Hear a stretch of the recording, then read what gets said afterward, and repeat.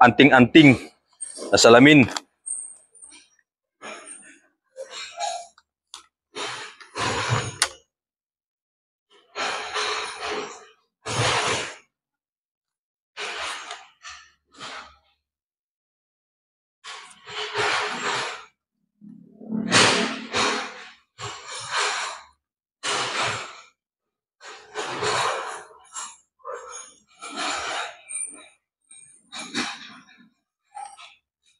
So parang pangalawa kayo sa dulo. So maaring ito yung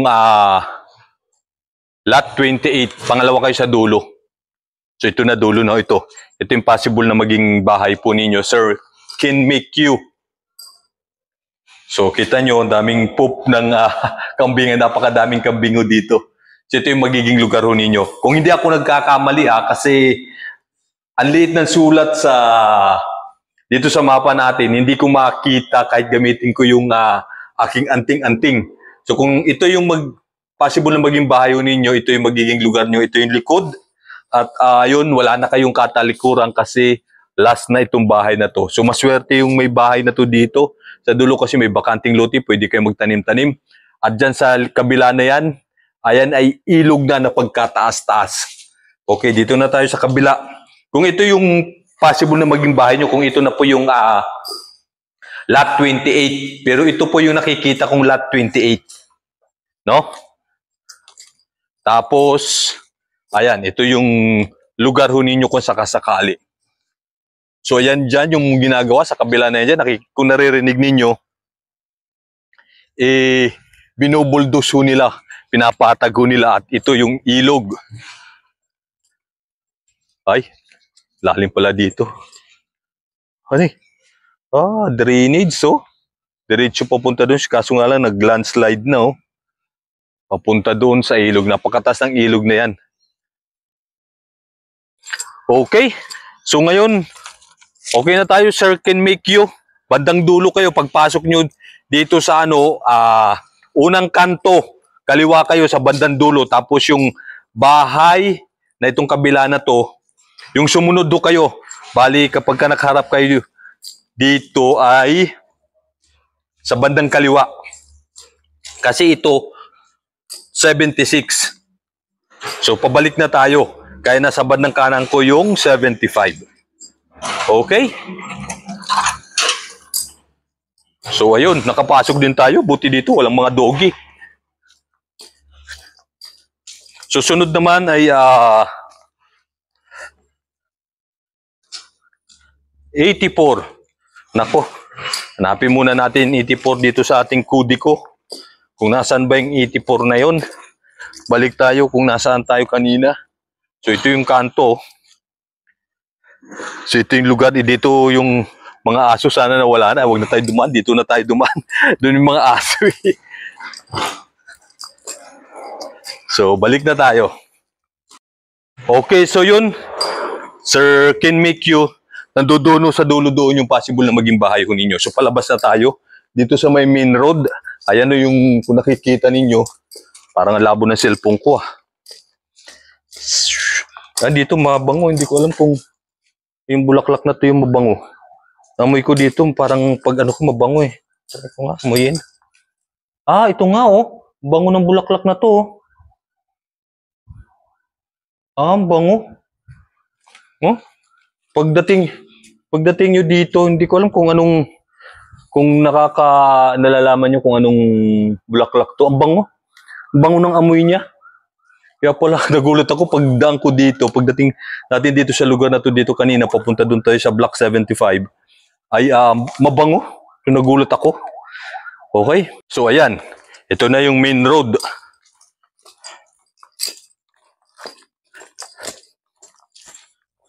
So, yun oh. Galing ka doon sa kanto, papasok ka. Kasi main road yan. Pasok ka dito, main road. Kaliwa. So, nagkaganyan na.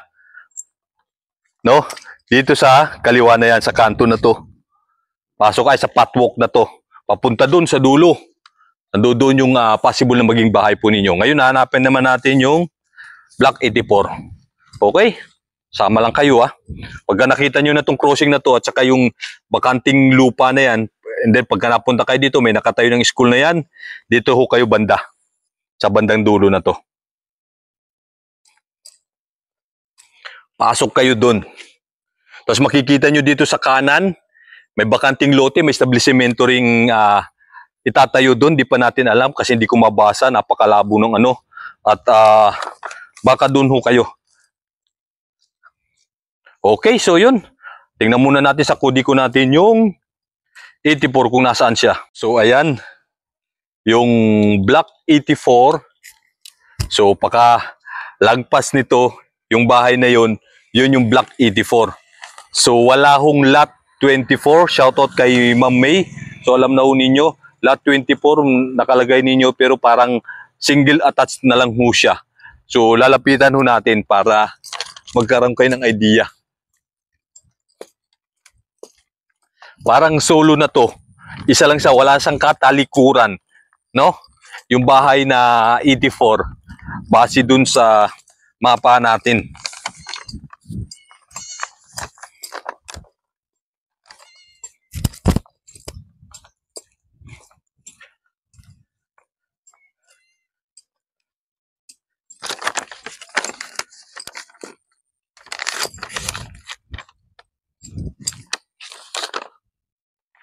Ito siya, oh.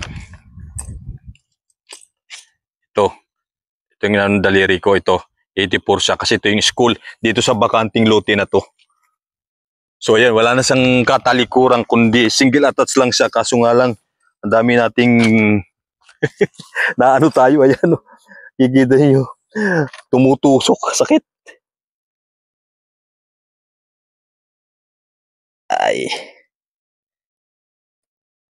Pagpunta natin to doon sa ano, block 75 kasi may mga damo-damo din doon.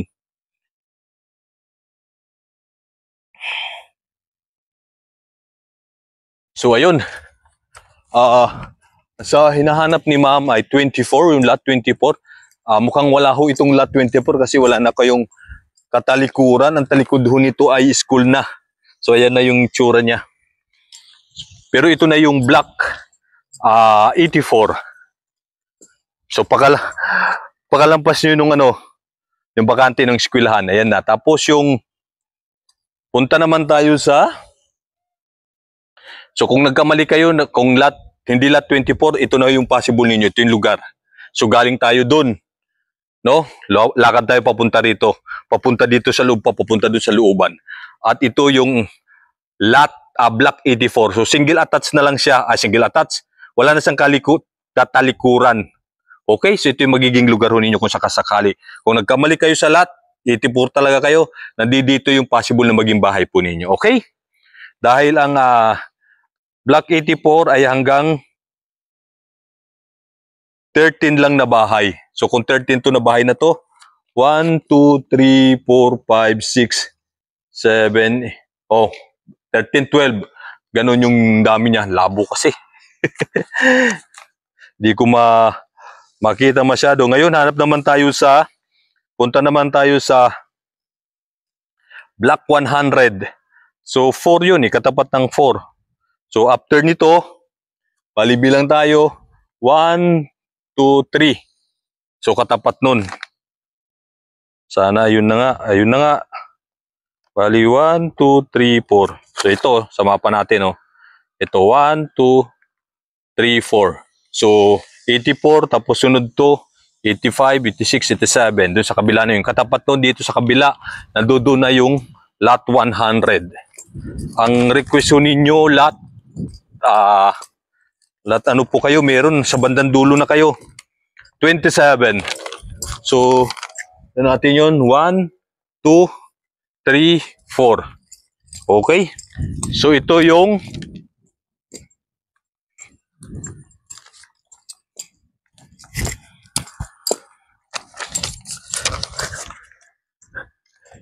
lot block 100. Ito yung block 100. So pagdating nyo sa crossing na yan, no, may crossing dyan eh. No? Padiretso doon, pakaliwa dito, pakanan doon.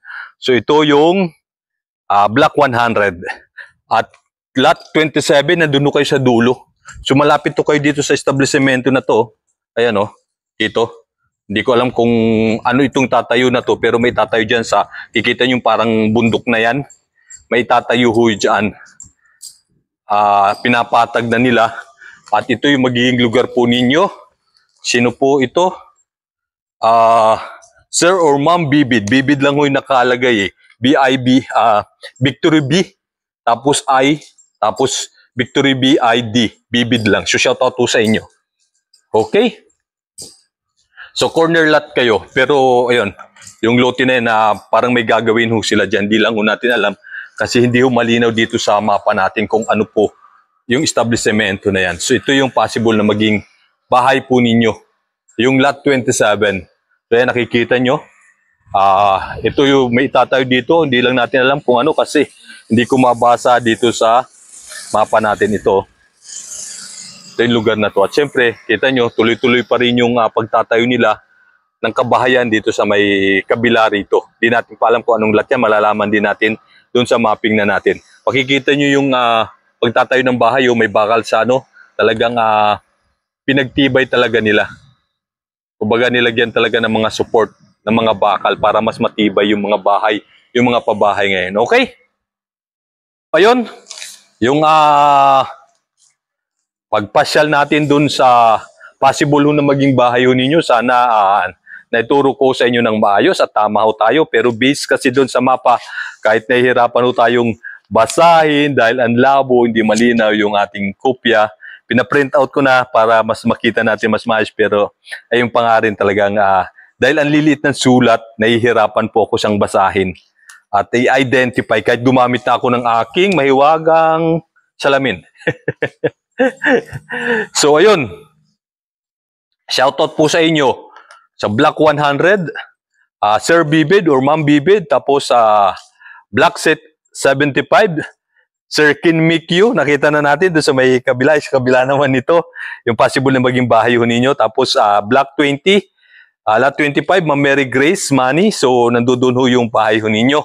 Kaso nga lang parang yung lugar ninyo ayun po ata yung may mga materyales, no? Para sa construction, sa paggagawa ng mga bahay na to. So makikita nyo lahat naka-tiles na talaga yung mga bahay. Di ko lang alam kung pati dito nakakisami na rin sila katulad ng mga nandoon sa harapan, yung mga unang na-relocate. At shout out kay Sir or Ma'am Stony. So shout out po sa inyo. At shout out kay Ma'am May, Block 84. Okay, so yun, success na tayo. Maraming salamat po sa inyo sa walang sawang suporta po ninyo sa ating YouTube channel at syempre sa mga walang sawang nanonood sa mga videos na ina-upload natin sa ating YouTube channel. Maraming salamat po sa inyong lahat. Okay, go na po tayo.